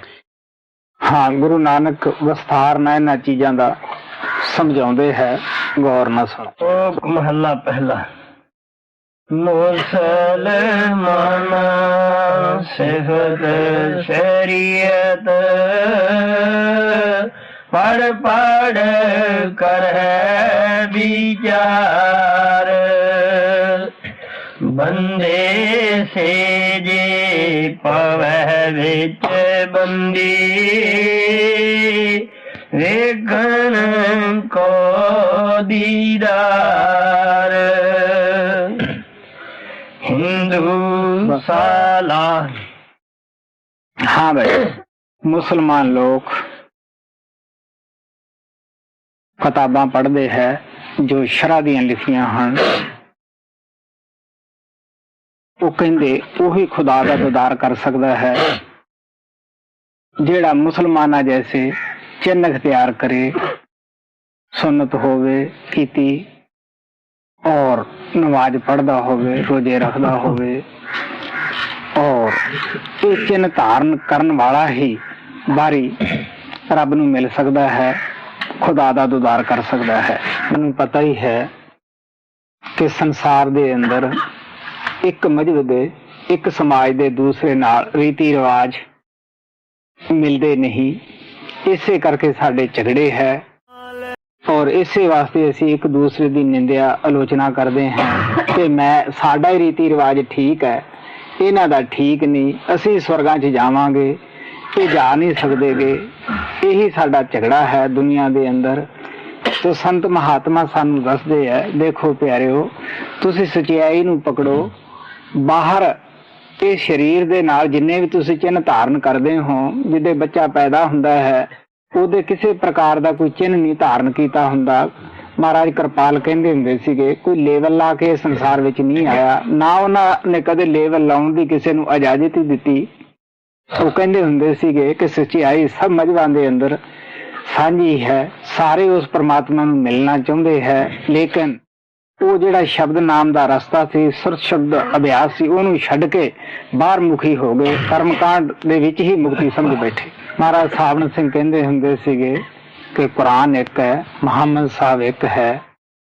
सब लोग मुहम्मद नूं मनदे है, कुरान नूं मनदे है, लेकिन 70 तो ज्यादा उन्हां दे फिरके हन।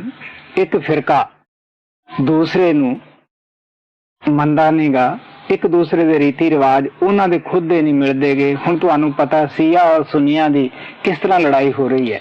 इसे तरह क्राइस्ट एक सी और बाइबल का उपदेश सब वास्ते एक है, लेकिन 20 फिरकियां तो वध फिरके ईसाइयां दे हो चुके हैं। मैं दूसरी वर्ल्ड वार दे विच गया, यही देखने नूं मिलिया कि ईसाइयां नूं ईसाई ही मार रहे सन। ते टूर ते गया, कई कैथलिक धर्म के प्रेमी कैलिफोर्निया दे विच आए। सब तो पहला उन्होंने यही जानकारी दी कि असी कैथलिक हैं, कैथलिक धर्म नूं मनण वाले हैं। रसल परकिंस भी उत्थे बैठा हुंदा सीगा। मैं कहंदा सी भी बाइबल की जानकारी इस नूं काफी है, तू इहदे नाल बात कर। ਹੁਣ ਤੁਸੀਂ ਸੋਚ ਕੇ ਦੇਖ ਸਕਦੇ ਹੋ, ਜਿਸ ਫਿਰਕੇ ਦੀ ਥੋੜੀ ਜਿਹੀ ਗਿਣਤੀ ਜ਼ਿਆਦਾ ਹੋਵੇ ਉਹ ਦੂਸਰਿਆਂ ਨੂੰ ਉਸ ਮਤ ਦੇ ਭਾਵੇਂ ਹੋਣ ਮੰਨਣ ਨੂੰ ਤਿਆਰ ਹੀ ਨਹੀਂ। ਉਹ ਕਹਿੰਦਾ ਨਾ, ਸਾਡਾ ਫਿਰਕਾ ਜ਼ਿਆਦਾ ਤਕੜਾ ਹੈ। ਇਸੇ ਤਰ੍ਹਾਂ ਸਿੱਖਾਂ ਦੇ ਅੰਦਰ ਗੁਰੂ ਗ੍ਰੰਥ ਸਾਹਿਬ ਇੱਕ ਹੈ, ਉਹਦੀ ਸਿੱਖਿਆ ਸਭ ਵਾਸਤੇ ਇੱਕ ਹੈ। ਔਰ 10 ਗੁਰੂਆਂ ਨੇ ਗੁਰੂ ਨਾਨਕ ਤੋਂ ਲੈ ਕੇ ਗੁਰੂ ਗੋਬਿੰਦ ਸਿੰਘ ਤੱਕ ਸਭ ਨੂੰ ਇੱਕੋ ਹੀ ਸ਼ਬਦ ਨਾਮ ਦਾ ਉਪਦੇਸ਼ ਦਿੱਤਾ। ਔਰ ਅੱਜ ਤੁਸੀਂ ਦੇਖ ਲਓ 50 ਫਿਰਕਿਆਂ ਤੋਂ ਵੱਧ ਫਿਰਕੇ ਉਹਨਾਂ ਦੇ ਹੋ ਗਏ ਹੈ, ਪਤਾ ਨਹੀਂ ਅੱਗੇ ਨੂੰ ਕਿੰਨੇ ਬਣਨੇ ਹੈ। ਇਸੇ ਤਰ੍ਹਾਂ ਹਿੰਦੂਆਂ ਦੇ ਫਿਰਕਿਆਂ ਦਾ ਕੋਈ ਪਤਾ ਹੀ ਨਹੀਂ। ਗੀਤਾ ਇੱਕ ਹੈ, ਕ੍ਰਿਸ਼ਨ ਇੱਕ ਹੈ, ਔਰ ਉਹਨਾਂ ਦੇ ਫਿਰਕਿਆਂ ਦੀ ਕੋਈ ਗਿਣਤੀ ਨਹੀਂ ਗੀ। ਮਹਾਰਾਜ ਕਿਰਪਾਲ ਕਹਿੰਦੇ ਹੁੰਦੇ ਸੀਗੇ ਕਿ ਸ਼ੁਰੂ ਵਿੱਚ ਸੰਤਾਂ ਨੂੰ ਸਿਰਫ 2 ਫਿਰਕਿਆਂ ਦੇ ਨਾਲ ਹੀ ਵਾਸਤਾ ਪਿਆ। ਉਹ ਕਹਿੰਦੇ ਅੱਜ 700-800 ਦੇ ਕਰੀਬ ਸਮਾਜ ਹੋ ਗਈ ਹੈ। ਹੁਣ ਤੁਸੀਂ ਸੋਚ ਕੇ ਦੇਖ ਸਕਦੇ ਹੋ ਪਹਿਲਾਂ ਨਾਲੋਂ ਅੱਜ ਦਾ ਸੰਤ ਮਤ ਕਿਤਨਾ ਮੁਸ਼ਕਿਲ ਹੈ ਜੀਵਾਂ ਨੂੰ ਸਮਝਾਉਣਾ। ਹਾਂ, ਹਿੰਦੂ ਸਾਰਾ ਹੀ ਸਾਰਾ ਦਰਸ਼ਨ ਰੂਪ ਅਪਾਰ ਤੀਰਥ ਨਾਵੇ ਅਰਚਾ ਪੂਜਾ ਅਗਰ ਵਾਸ ਬਹਿਕਾਰ। ਹੁਣ ਗੁਰੂ ਨਾਨਕ ਦੇਵ ਜੀ ਮਹਾਰਾਜ ਕਹਿੰਦੇ ਹੈ ਹਿੰਦੂ ਉਸ ਪਰਮਾਤਮਾ ਦੀ ਸਿਫਤ ਕਰਦੇ ਹਨ ਔਰ ਉਹਦੇ ਦਰਸ਼ਨ ਕਰਨ ਵਾਸਤੇ ਧੂਪ ਦਿਖਾਉਂਦੇ ਹਨ, ਮੰਦਿਰ 'ਚ ਜਾਂਦੇ ਹਨ, ਫੁੱਲ ਚੜਾਉਂਦੇ ਹਨ, ਅਗਰਬੱਤੀਆਂ ਦੀ ਧੂਪ ਕਰਦੇ ਹੈ, ਚੰਗੀ ਸੁਗੰਧੀ ਦਿੰਦੇ ਹੈ। ਲੇਕਿਨ ਉਹ ਮੂਰਤੀ ਦੇ ਵਿੱਚ ਹੀ ਉਸ ਭਗਵਾਨ ਨੂੰ ਮੰਨਦੇ ਹੈ ਕਿ ਮੂਰਤੀ 'ਚੋਂ ਹੀ ਦਰਸ਼ਨ ਹੋਣਗੇ। ਲੇਕਿਨ ਗੁਰੂ ਨਾਨਕ ਸਾਹਿਬ ਕਹਿਣ ਲੱਗੇ ਇਹ ਜਿਤਨੇ ਵੀ ਕਰਮ ਹੈ ਇਹ ਬੇਕਾਰ ਹਨ, ਕਿਉਂਕਿ ਪਿਛਲੇ ਜ਼ਮਾਨਿਆਂ ਦੇ ਅੰਦਰ ਜਿਹੜੇ ਹੋਮ ਸੁਗੰਧੀਆਂ ਚਲੀਆਂ ਸਨ ਉਹਦਾ ਮਤਲਬ ਇਹ ਸੀ ਕਿ ਉਹ ਜਿੱਥੇ ਮਹਾਤਮਾ ਹੁੰਦੇ ਸਨ ਉੱਥੇ ਥੋੜਾ ਬਹੁਤਾ ਇਕੱਠ ਹੋ ਜਾਂਦਾ ਸੀਗਾ। ਬਿਮਾਰੀ ਪੈਣ ਦੇ ਡਰੋਂ ਉੱਥੋਂ ਦੇ ਵਾਤਾਵਰਨ ਨੂੰ ਸ਼ੁੱਧ ਕਰਨ ਵਾਸਤੇ ਸਮੱਗਰੀਆਂ ਵਗੈਰਾ ਤੋਂ ਖਾਈਆਂ ਜਾਂਦੀਆਂ ਸਨ ਜਿਹਦੇ ਨਾਲ ਕਿ ਕੋਈ ਬਿਮਾਰੀ ਨਾ ਫੈਲੇ। ਲੇਕਿਨ ਅੱਜ ਦੇ ਯੁੱਗ ਦੇ ਅੰਦਰ ਅਸੀਂ ਸਫਾਈ ਵਾਸਤੇ DDT ਵਗੈਰਾ ਛਿੜਕ ਸਕਦੇ ਹਾਂ। ਹੋਰ ਵੀ ਕਈ ਦਵਾਈਆਂ ਹਨ ਜਿਹਦੇ ਨਾਲ ਬਿੰਬ ਵਗੈਰਾ ਵੀ ਅਸੀਂ ਇਸਤੇਮਾਲ ਕਰ ਸਕਦੇ ਹਾਂ। ਹੋਰ ਕਾਫੀ ਸਾਰੀਆਂ ਦਵਾਈਆਂ ਹਨ ਜਿਹੜੀਆਂ ਅਸੀਂ ਉੱਥੋਂ ਦੇ ਵਾਤਾਵਰਨ ਨੂੰ ਸ਼ੁੱਧ ਰੱਖ ਸਕਦੇ ਹਾਂ। ਪਰਮਾਤਮਾ ਦੇ ਪਾਉਣ ਨਾਲ ਇਹਨਾਂ ਚੀਜ਼ਾਂ ਦਾ ਸਫਾਈ ਦਾ ਕੋਈ ਮਤਲਬ ਨਹੀਂ, ਕੋਈ ਤੁਲਕ ਨਹੀਂਗਾ, ਕਿਉਂਕਿ ਮੂਰਤੀ ਬੇਜਾਨ ਹੈ, ਉਹ ਜਾਨ ਵਾਲੀ ਚੀਜ਼ ਨੂੰ ਖਿੱਚ ਨਹੀਂ ਸਕਦੀ ਗੀ। ਜੋਗੀ ਸੁਨ ਤੇ ਆਵਨ ਜੀਤੇ ਅਲਖ ਨਾਮ ਕਰਤਾਰ ਸੁਖਮ ਮੂਰਤ ਨਾਮ ਨਿਰੰਜਨ ਕਾਇਆ ਕਾ ਆਕਾਰ। ਹੁਣ ਆਪ ਕਹਿੰਦੇ ਜੋਗੀ ਲੋਕ ਕਹਿੰਦੇ ਆ ਕਿ ਸਾਨੂੰ ਅਨਹਦ ਸ਼ਬਦ ਸੁਣਾਈ ਦਿੰਦਾ ਹੈ। ਉਹ ਕਹਿੰਦੇ ਆ ਪਰਮਾਤਮਾ ਸੂਖਸ਼ਮ ਹੈ ਔਰ ਅਲੱਖ ਸ਼ਬਦ ਦਾ ਜਾਪ ਕਰਦੇ ਹੈ। ਤ੍ਰਿਕੁਟੀ ਦਾ ਧਿਆਨ ਕਰਕੇ 10ਵੇਂ ਦੁਆਰ 'ਚ ਪਹੁੰਚਣਾ ਚਾਹੁੰਦੇ ਹੈ। ਲੇਕਿਨ ਇਹ ਉਸ ਜਵਾਨੇ ਦੀ ਜਦ ਗੁਰੂ ਨਾਨਕ ਆਏ ਸੀ ਥੋੜਾ ਬਹੁਤਾ ਲੋਕ ਅਭਿਆਸ ਕਰਦੇ ਸਨ।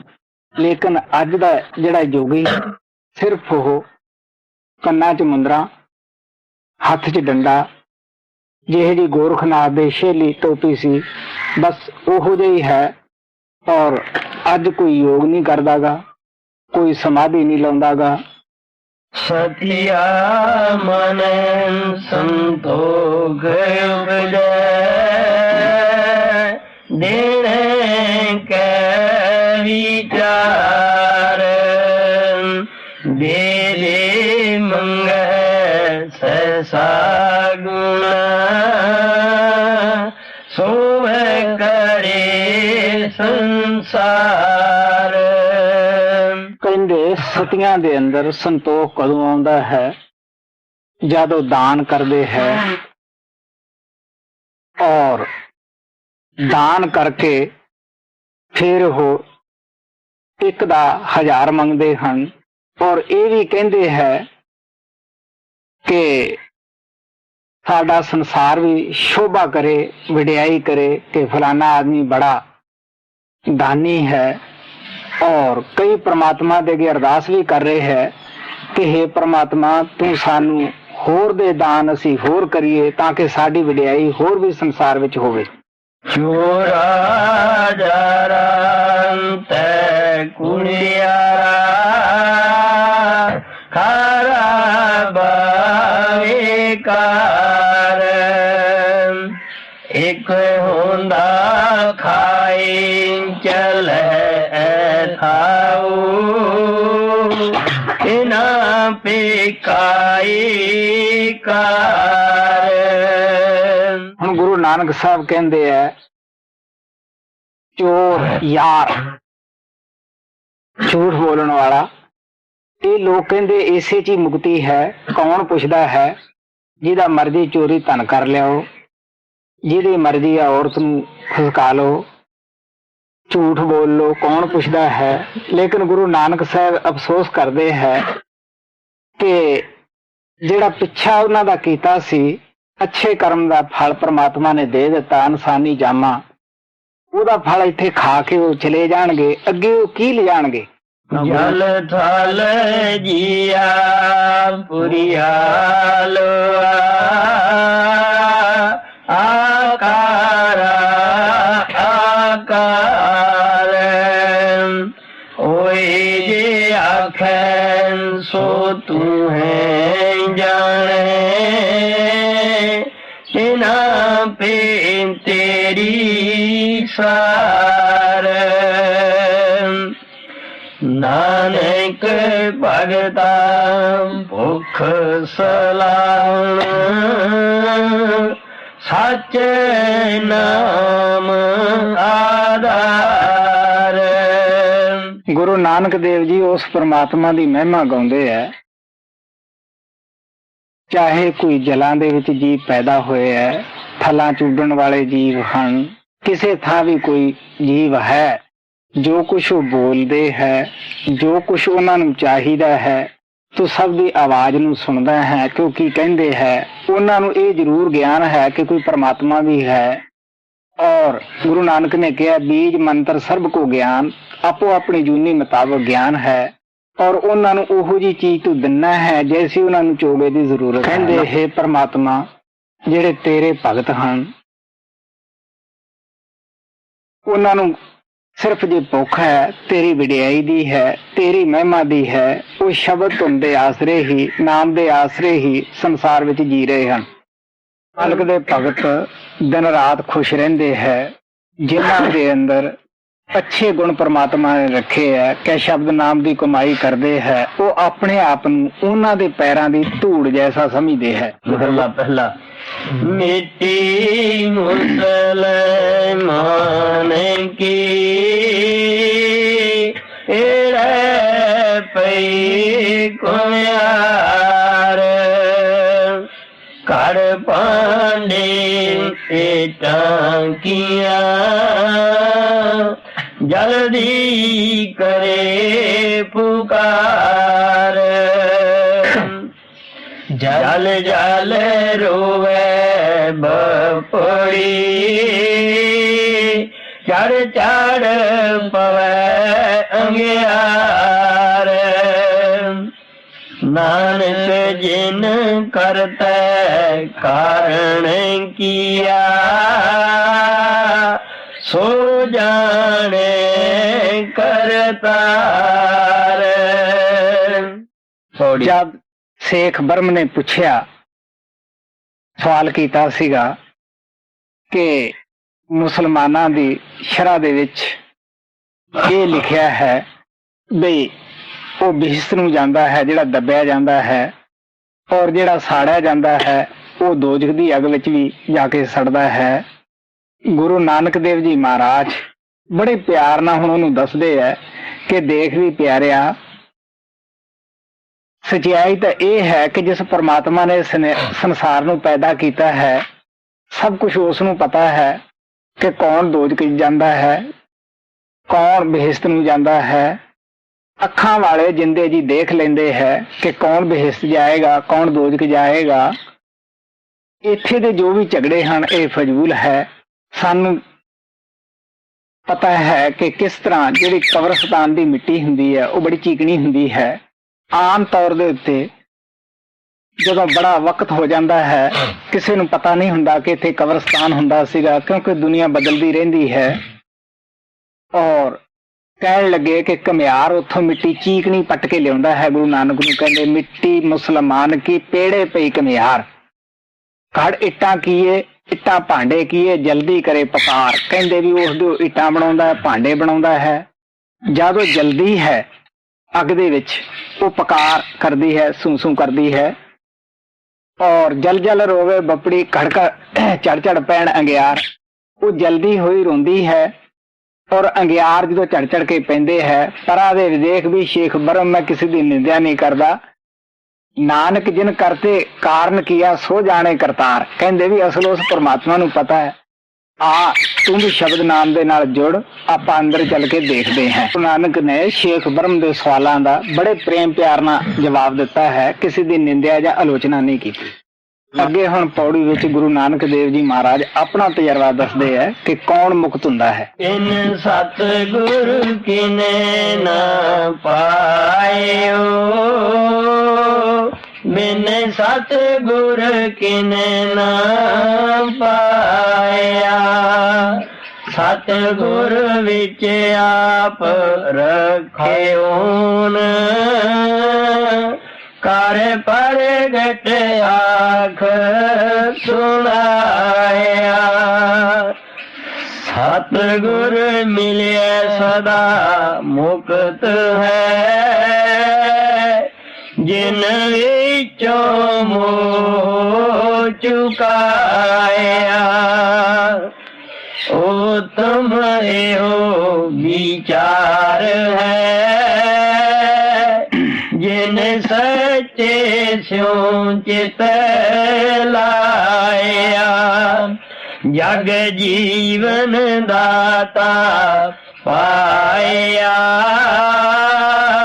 ਜਗ ਜੀਵਨ ਦਾਤਾ ਪਾਇਆ। ਗੁਰੂ ਨਾਨਕ ਦੇਵ ਜੀ ਮਹਾਰਾਜ ਕਹਿੰਦੇ ਹੈ ਕਿ ਮੈਂ ਤੈਨੂੰ ਸਚਾਈ ਦੱਸਦਾ ਹਾਂ, ਬਗੈਰ ਸਤਿਗੁਰੂ ਤੋਂ ਕਿਸੇ ਨੇ ਪ੍ਰਮਾਤਮਾ ਨੂੰ ਅੱਜ ਤਾਈਂ ਨਾ ਪਾਇਆ ਹੈ, ਨਾ ਕੋਈ ਗਾਹ ਨੂੰ ਪਾ ਹੀ ਸਕਦਾ ਹੈ।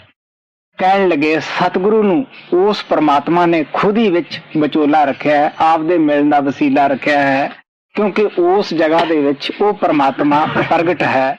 ਉਸ ਮਹਾਤਮਾ ਨੂੰ ਪਰਮਿਸ਼ਨ ਦੇ ਕੇ ਉਸ ਪ੍ਰਮਾਤਮਾ ਨੇ ਇਸ ਸੰਸਾਰ ਵਿੱਚ ਭੇਜਿਆ ਹੈ।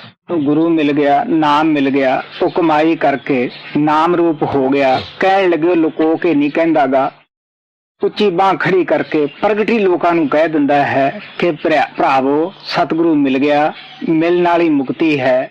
ਕਿਹਦੀ ਮੁਕਤੀ ਹੈ? ਜਿਹਨੇ ਦੁਨੀਆ ਚੋਂ ਮੋਹ ਪਿਆਰ ਉਠਾ ਲਿਆ, ਸ਼ਬਦ ਨਾਮ ਦੇ ਨਾਲ ਪਿਆਰ ਪਾ ਲਿਆ।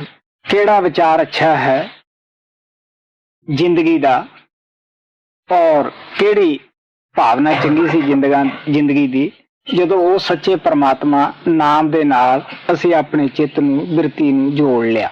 ਅਗਰ ਅਸੀਂ ਨਾਮ ਲੈ ਕੇ ਸਤਿਗੁਰਾਂ ਦੀ ਸਿੱਖਿਆ ਦਾ ਪਾਲਣ ਕਰਦੇ ਹਾਂ, ਉਹ ਸ਼ਬਦ ਨਾਮ ਦੇ ਨਾਲ ਜੁੜ ਜਾਂਦੇ ਹਾਂ, ਫਿਰ ਅਸੀਂ ਜਗ ਜੀਵਨ ਦਾਤੇ ਨੂੰ ਪਾ ਲੈਂਦੇ ਹਾਂ, ਜਿਹਨੇ ਸਾਰੇ ਜਗ ਨੂੰ ਜੀਵਨ ਦਿੱਤਾ ਹੈ, ਜਿਹੜਾ ਸਾਰਿਆਂ ਦੇ ਅੰਦਰ ਬੈਠਾ ਹੈ, ਜਿਹਦੇ ਆਧਾਰ ਤੇ ਸਾਡੇ ਖੰਡ ਬ੍ਰਹਮੰਡ ਖੜੇ ਹਨ ਔਰ ਚੱਲ ਰਹੇ ਹਨ। ਸੋ ਗੁਰੂ ਨਾਨਕ ਦੇਵ ਜੀ ਮਹਾਰਾਜ ਨੇ ਬੜੇ ਪਿਆਰ ਨਾਲ ਸਵਾਲਾਂ ਦੇ ਜਵਾਬ ਵੀ ਦਿੱਤੇ ਔਰ ਫਿਰ ਆਪਣਾ ਤਜਰਬਾ ਦੱਸਿਆ ਕਿ ਮੁਕਤੀ ਨਾਮ ਵਿੱਚ ਹੈ, ਔਰ ਨਾਮ ਦਾ ਖਜ਼ਾਨਾ ਸੰਤ ਸਤਿਗੁਰਾਂ ਦੇ ਪਾਸ ਹੈ। ਸਤਸੰਗ ਦੀ ਬੜੀ ਭਾਰੀ ਮਹਾਤਮਾ ਨੇ ਮਹਿਮਾ ਗਾਈ ਹੈ ਕਿ ਸਭ ਨਾਲੋਂ ਉੱਤਮ ਚੀਜ਼ ਜੋ ਹੈ ਨਾਮ ਦੀ ਕਮਾਈ ਕਰਨ ਵਾਸਤੇ, ਕਾਰਗਰ ਜੋ ਸਾਧਨ ਹੈ ਨਾਮ ਦੀ ਕਮਾਈ ਕਰਨ ਵਾਸਤੇ, ਉਹ ਸਤਸੰਗ ਹੈ। ਮਹਾਰਾਜ ਸਾਵਣ ਸਿੰਘ ਕਹਿੰਦੇ ਹੁੰਦੇ ਕਿ ਸਤਸੰਗ ਭਜਨ ਦੀ ਵਾੜ ਹੈ। ਪਰਮ ਪਿਤਾ ਕਿਰਪਾਲ ਕਹਿੰਦੇ ਹੁੰਦੇ ਸੀ 100 ਕੰਮ ਛੱਡ ਕੇ ਵੀ ਸਤਸੰਗ ਅੰਦਰ ਜਾਓ, 1000 ਕੰਮ ਛੱਡ ਕੇ ਅਭਿਆਸ ਅੰਦਰ ਬੈਠੋ। ਉਹ ਤਾਂ ਇਹ ਵੀ ਕਹਿੰਦੇ ਹੁੰਦੇ ਸੀਗੇ ਕਿ ਜਦ ਤੱਕ ਤੁਸੀਂ ਆਤਮਾ ਨੂੰ ਖੁਰਾਕ ਨਾ ਦੇ ਲਓ, ਉਹਨਾਂ ਚਿਰ ਤਨ ਨੂੰ ਖੁਰਾਕ ਨਾ ਦਿਓ। ਆਤਮਾ ਦੀ ਖੁਰਾਕ ਸੁਰਤ ਸ਼ਬਦ ਦਾ ਅਭਿਆਸ ਹੈ, ਨਾਮ ਦੀ ਕਮਾਈ ਹੈ।